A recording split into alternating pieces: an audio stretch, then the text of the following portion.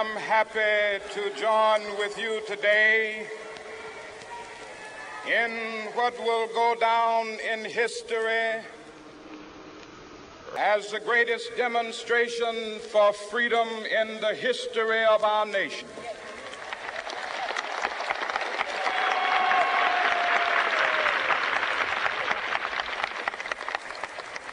Five score years ago, a great American in whose symbolic shadow we stand today signed the Emancipation Proclamation. This momentous decree came as a great beacon light of hope to millions of Negro slaves who had been seared in the flames of withering injustice. It came as a joyous daybreak to end the long night of their captivity. But 100 years later, the Negro still is not free. 100 years later, the life of the Negro is still sadly crippled by the manacles of segregation and the chains of discrimination. 100 years later, the Negro lives on a lonely island of poverty in the midst of a vast ocean of material prosperity.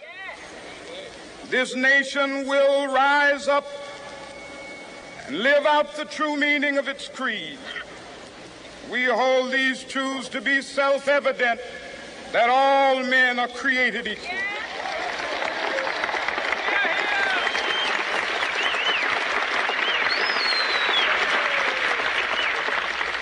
I have a dream that one day on the red hills of Georgia, the sons of former slaves and the sons of former slave owners will be able to sit down together at the table of brotherhood. I have a dream that one day, even the state of Mississippi, a state sweltering with the heat of injustice, sweltering with the heat of oppression, will be transformed into an oasis of freedom and justice. I have a dream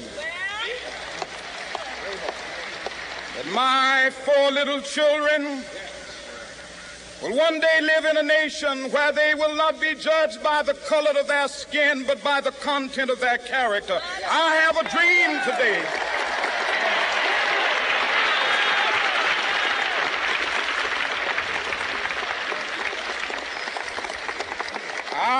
a dream that one day down in Alabama, with its vicious racists, with its governor having his lips dripping with the words of interposition and nullification, one day right there in Alabama, little black boys and black girls will be able to join hands with little white boys and white girls as sisters and brothers. I have a dream today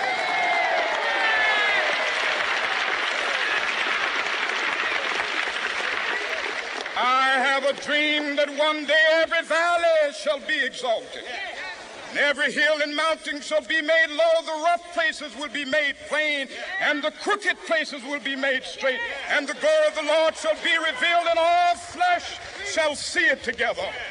This is our hope. This is a faith that I go back to the South with. With this faith, we will be able to hew out of the mountain of despair a stone of hope. With this faith, we will be able to transform the jangling discords of our nation into a beautiful symphony of brotherhood.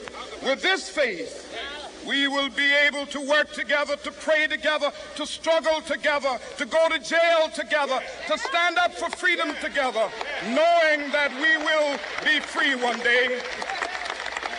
This will be the day. This will be the day when all of God's children will be able to sing with new meaning, "My country, tears of thee." Sweet land of liberty, of thee I sing. Land where my fathers died, land of the pilgrim's pride. From every mountainside, let freedom ring. And if America is to be a great nation, this must become true. And so let freedom ring. From the prodigious hilltops of New Hampshire, let freedom ring.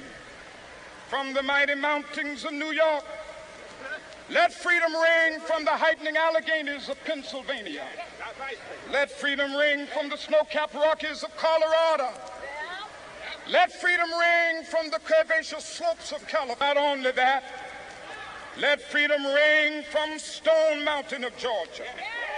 Let freedom ring from Lookout Mountain of Tennessee. Let freedom ring from every hill and molehill of Mississippi, from every mountainside. Let freedom ring. And when this happens, when we allow freedom ring, when we let it ring from every village and every hamlet, from every state and every city, we will be able to speed up that day when all of God's children, black men and white men, Jews and Gentiles, Protestants and Catholics, will be able to join hands and sing in the words of the old Negro spiritual. Free at last, free at last. Thank God Almighty, we are free at last.